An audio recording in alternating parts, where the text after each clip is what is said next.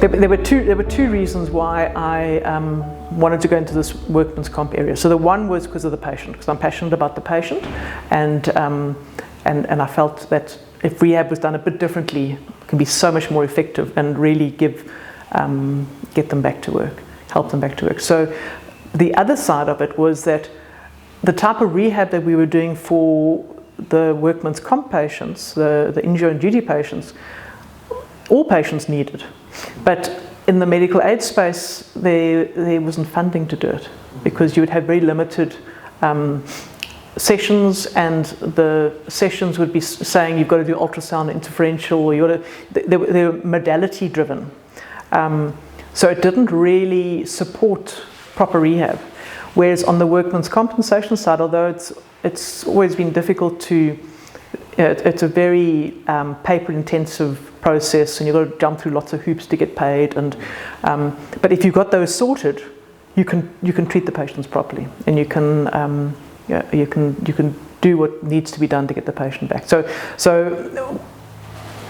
I think when I started my own practice with an OT, just myself and an OT, and we just rented a little warehouse in Montague Gardens, and we started seeing workman's comp patients, and tried to work out how this sort of process would work of when OTs needed, when physios needed.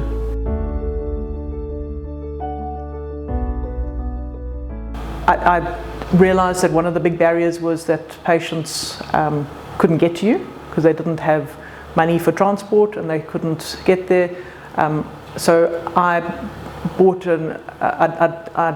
I'd sold my car. We just had one car in the family, and we then I then went and bought an old clapped out combi, and I appointed a driver. So I would drive to work in the morning, and then the driver would take my combi and go and fetch patients and bring the patients in. So we were suddenly realized that the employers were a lot more supportive of helping the patient with giving them accommodated duties or light duties, because they didn't have to have another person out of work. So that driver aspect, although it was quite an expensive part of the business, really started increasing the number of patients that we could see. I then found within a year, probably within 6 months, I identified a place in Montague Gardens that they were busy building. That I then went and spoke to the landlord, the guy that was building, and negotiated with him that I could. He wasn't really building to sell, but I said I wanted to have a year's rental, and if I could do a certain turnover, that I'd have an option to buy. So he was amazing. He actually did the bond for me as well. So I just worked directly with him, and he was like a little bit of a mentor for a while. You know, you need these little flag posts along the way of people that just help you and get you. So he was great. So we moved into there, and it was literally this huge shell of a place.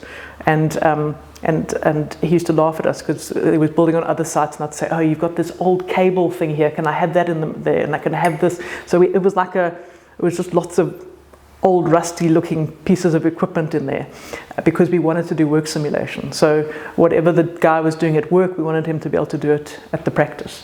So it didn't look anything like a normal physio OT practice. It was